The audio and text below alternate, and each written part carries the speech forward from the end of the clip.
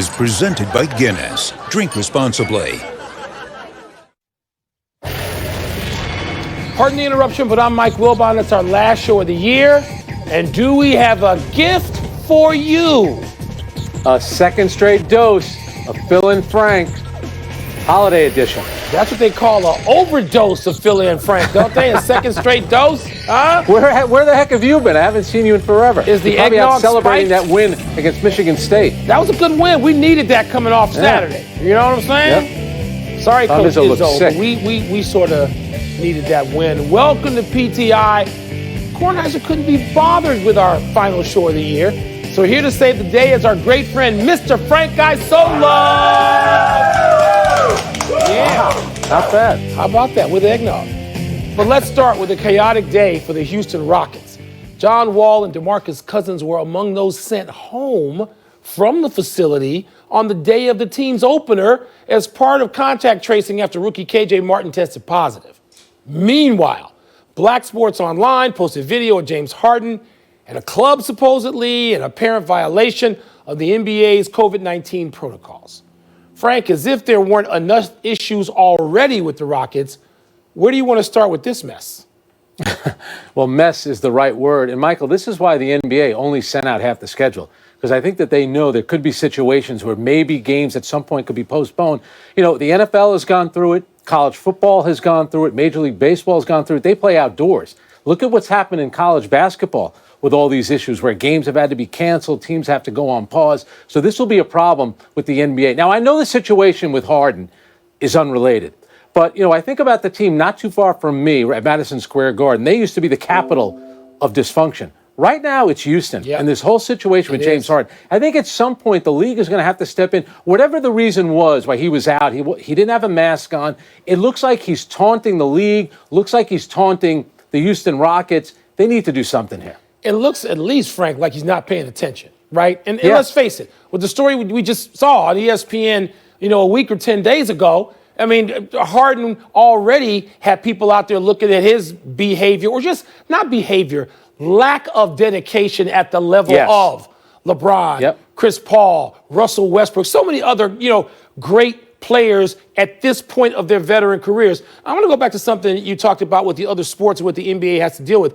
I talked to a veteran player who reminded me the other day, this is the first time we're going through this because in the bubble, we knew we were testing negative. Yeah. We knew those tests were going to come back negative because there was no way. People were not allowed in and out of the bubble, negative tests. Now you have players and coaches with the anxiety that everybody else has had in no bubble world where you don't know whether that test is going to be negative when it comes back. But specifically to Houston, look how quickly they have spiraled from serious contender to just, can you get me out of here? I mean, if I'm a guy like PJ Tucker, a pro's pro, and you're just looking at this disintegrate around you, what must you be thinking? And Harden just goes along his merry way and does what he wants to do, and Houston not even assured what can happen the first day of the season. This is, I don't see how Harden can continue in Houston. I don't see why Houston would want to have him.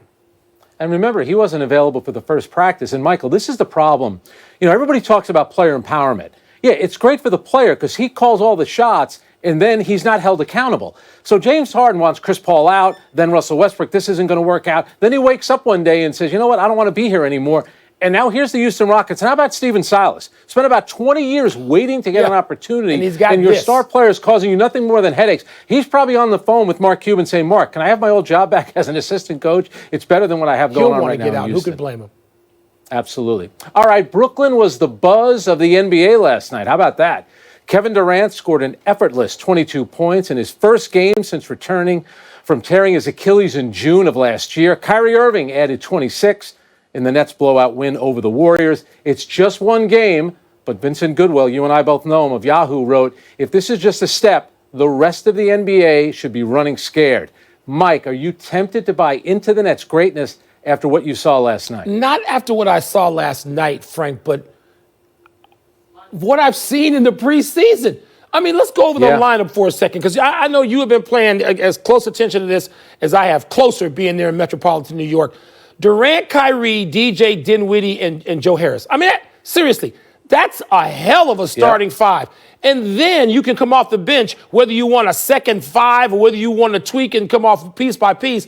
With Green, Levert, Allen, Shamet, and Prince, are you kidding me? They look to me just powerful. They look complete. They look like they've got every phase of modern professional basketball covered.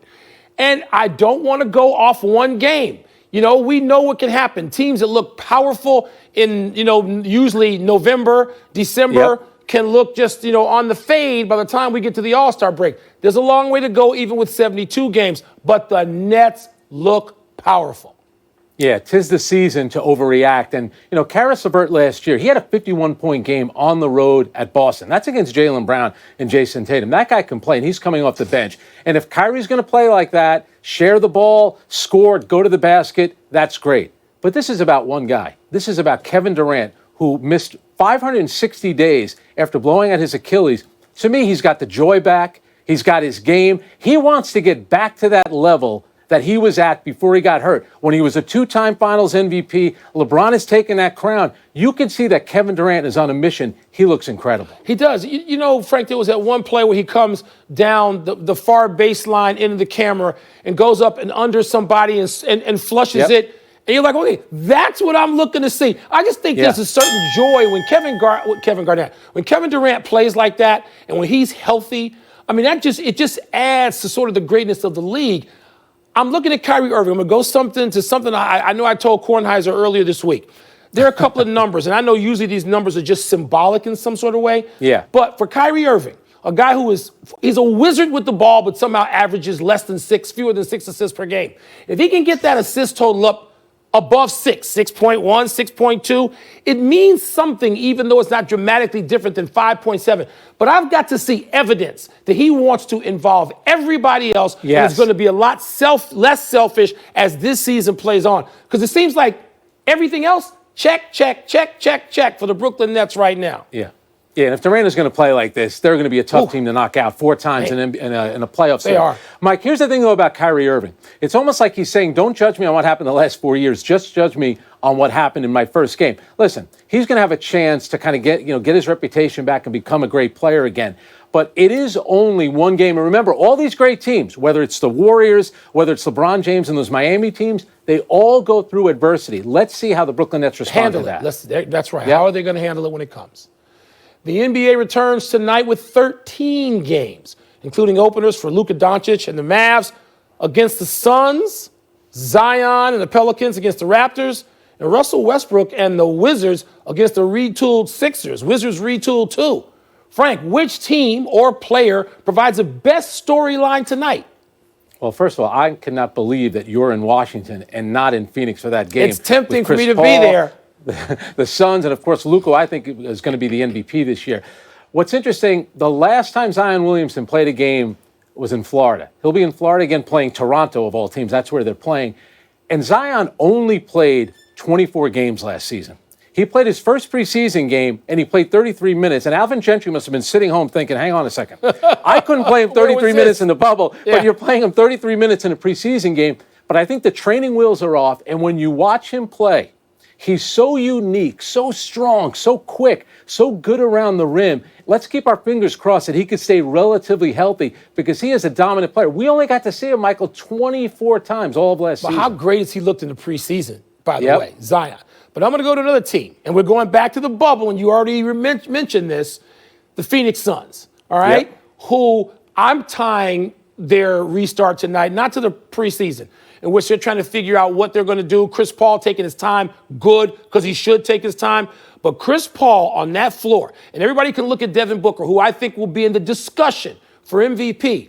But I think also DeAndre Ayton may be the guy who benefits the most from the presence of Chris Paul. So that's a big 3 right there, is it not? Plus you've got some other nice parts with the Suns and Monty Williams. I'm excited to see the Suns. I'm excited to see Chris Paul be in a place where this can matter. If he got that much out of the Oklahoma City Thunder Kitties last year, I'm expecting at least that much, and that may be unfair, out of Phoenix this year. But I think that's exciting. Dallas is exciting. Everywhere you look, there are early storylines, and you say, oh, I want to see this, including the Wizards, because I believe Russell Westbrook's focus and intensity is going to just permeate through that locker room and through that team here in Washington, around the corner, down the street.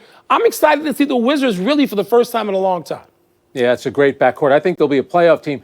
Meanwhile, the Milwaukee Bucks, Giannis Antetokounmpo, we know that they're a great regular season team. They've changed the roster around. Drew Holiday's on the team. They'll still be judged, just like the Clippers, how they do in the postseason, not how they do in the regular season. Frank, give me your Eastern Conference winner right now. I'm going to say Milwaukee Bucks. What about you? Yesterday, I said the Sixers. Today, I'm thinking Milwaukee. We both skipped over Miami, which we're going to hear from if we make a trip to Miami. Let's take a break. But coming up, Paul George disappeared at times during last season's playoff. Thinking last night what Harden's thinking on today's Tournament of Champions. There they are, the 4 biggest winners of the Around the Horn 2020 season. And here they are. Champ, champ, champ, champ. No one gets picked Good to see your champion. All right. Welcome, champs. Top 4 from the worst year ever. Behind you. Outrageous. Rockets, Thunder tonight? Question mark? Houston without Ben McLemore, positive COVID test, self-isolating. Kenyon Martin Jr., positive COVID test, self-isolating. John Wall and DeMarcus Cousins sent home today for contact tracing in proximity to Martin, reported to be in a room where all 3 got a haircut. Cousins also questionable with an ankle injury. James Harden, the NBA looking into Mr. Harden. This video of him maskless, some called it a strip club. Harden denied that, said it was an event for a friend. If it broke COVID protocol, he'll be out tonight. NBA, opening night, part 2. Sarah, here you are, my Rocket Queen. What are you doing with this information? If it didn't break COVID protocol, then the NBA is in even worse trouble than I already think they are, because we got an indoor sport as the cases are rising, with no masks, with no helmets, with small rosters. Like, this was already going to be so impossible. But if we haven't even got to 1 game and we already see players out indoors, no masks, hundreds of people, I don't know what we're doing here. And listen, if your argument is that James Harden wants so badly out of Houston that he's going to keep acting up in order to make sure they do it, not only is he affecting their leverage and ability to trade him, as the offers for him will go down the more he acts up and the less available he is also doing so while putting everyone around him at danger. His family, his friends, his teammates, his coaches, his opponents, this league. I have absolutely no sympathy for him. Accountability matters, and I don't care whether you think the Rockets have handled this right. Going out in the middle of a virus that killed 2,000 people on Monday alone and doing this is unforgivable. There is no excuse for this. We're so sick of hearing these numbers that we forget how big they are. I don't get it, Tony, and I don't know if this sport is going to work with no bubble, but it's certainly not going to work if people are acting like he is and like whoever else is already testing positive before they've even played a game. Thank you for your thoughts, Sarah Spain. Clinton Yates, I'll bring you in here on the position the Houston Rockets find themselves tonight. Game 1 of the NBA season without a bubble. The Houston Rockets are in the position of having made your bed and now sleeping in it. This is exactly why I said playing Harden and having him around the team was a bad idea, because the worst case scenario was going to be something blows up in your face that you can't handle, and that's exactly where we are in terms of what they're going to be able to do in terms of moving him. As for the COVID situation, that's an extremely unfortunate scenario that, again, I look at the Rockets and I say, what is happening in terms of what happened in your front office from an organization standpoint? Guys are getting haircuts in the same room. That should be something that I would think, if I'm on a team, I'm handling as part of simply how I deal with my players overall. And it's unfortunate because I think a lot of people want to conflate the concerns about what Harden is as a person with what happens on the court. And if I'm a fan of the Rockets, I don't care if Harden gets his kicks at the local library, never mind some gentleman's club. What I care about is whether or not they can put a team on the court. And they can't right now. And it doesn't really matter why, in my opinion. It's unfortunate that this is how we have to educate ourselves about a pandemic. But when you're protocol guide is over 150 pages. Some things seem like a little bit more common sense, and the Rockets don't seem to be applying very much of that right now. Sarah's shaking her head no. This is the Tournament of Champions. Come on back in, Sarah, please. I just want to say, did Clinton hold a single human being accountable there, or did he just keep blaming the Rockets for the decisions being made by the Yes, the human beings who run the Rockets front office are accountable for what they do. And none of the players that go on the court. None of the players getting the haircuts and going to the club. None of those people are responsible. After 9 months of being told what we can and can't do, it's on the team only? Clinton, respond. No, it's not about only. The team is part of the entire operation. The players are only one part. The people who ultimately write the checks are the people who should be held most responsible in this position. And that's what I think. If I was a fan of the team, that's what I think. I'm not. And I look upon it and I say, yo, it doesn't matter why these dudes aren't here. You can't field a team. You're paid to do that. And they can't. Now Frank Isola here on the position the Rockets find themselves in. This is opening night of the NBA season. Yeah, I guess we know why Sarah Spain made it to the tournament final. Wow, that was something else. Here's the thing about the Houston Rockets. When I hear Adam Silver say, we're not going to jump the line for the vaccine, I start thinking, you know what? He might want to revise that. Maybe he's ready to do that now. Both situations, from what we know, are unrelated. The Harden situation, it's ridiculous. The league needs to step in at some point. He's sabotaging not only the season, but he's also sabotaging his trade value, which is going to hurt the Houston Rockets. As for the rest of the teammates, get ready, folks. We saw this in college basketball. We've seen it in the NFL, baseball. Every team in the NBA is going to have a situation like this throughout the season until the players wise up. You said the league needs to step in on Harden. You saying a suspension here for conduct outside the court? Because, come on, Tony, when he was supposed to be at training camp, he was photographed at a place in Atlanta kind of doing the same thing. They kind of let that one go. This is the second time on the eve of the season. This is a star player in the league, and he's basically just taunting the league and the Houston Rockets. To be clear, Harden's response was this was not a strip club. This was a club. He was there for a friend, an event for a friend. Israel Gutierrez, now you. Yeah, I see this as two separate situations. The first with the COVID players and those who have to sit out. Yep. This is almost fortunate for the league that it's happening early, right? And this is what happened with a lot of the other leagues that were outside of a bubble. You go through the scare early, you sort of tweak whatever it is you have to tweak, really impress upon your players how important it is to stick to the guidelines, and then you hope that you don't have any further scares as the season goes along. When it comes to James Harden, it appears that he is trying to, what did the Rockets say? They're reportedly say they're okay making things uncomfortable. It appears he is trying to make them more uncomfortable. It appears, anyway, that he is using a pandemic as leverage on his side. Said, hey, I don't want to do what you guys are asking me to do. I'm just going to go over here and be me and force you to trade me, which in actuality is going to keep him there longer because he has no leverage in that scenario, or the Rockets don't. Clinton Yates. Harden definitely needs to get his thing together. Thank you, Israel. Clinton, you seem to be you're shaking your head while Israel's talking. What are you thinking right now? James Harden likes three things: going to the rack, going to the free throw line, and going to hang out with his friends. If I'm running an operation, that dude in a pandemic doesn't get anywhere near anybody I think I need to make my systems go. That's my point here. And whether or not it's some trade value because of you're concerned about his ego, or whether or not it's because of the health factor of COVID, whatever the case may be, doesn't seem like. Does anybody think Adam Silver right now is rethinking his decision to proceed with this season in arenas and not trying a bubble again? Clinton, yes. Frank, do you think? I do, and I think that maybe it was something that's you move closer to probably something that was more regionalized, so that you could at least get people in the same place so that they could do things like socialize together and not put each other at risk, and therefore, help whatever their mindset is to play. But right now, this situation, people going all over the place, it's just not going to work. Frank, what did you hear about the considerations of a bubble year two?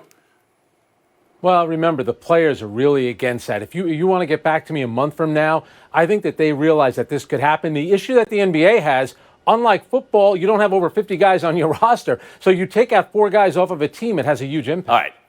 Thanks for your thoughts on this. We're going to get to last night now because, nobody does it like the Lakers do it. And the Lakers did it great last night with the ring ceremony. I was going to call all your family to come in and help you get your Tournament of Champions button that we give out. But after that, the Clippers, who, by the way, didn't get a ring. They got PlayStation 5 from their owner. They channeled all that because they came out and had what's going to need to be the first of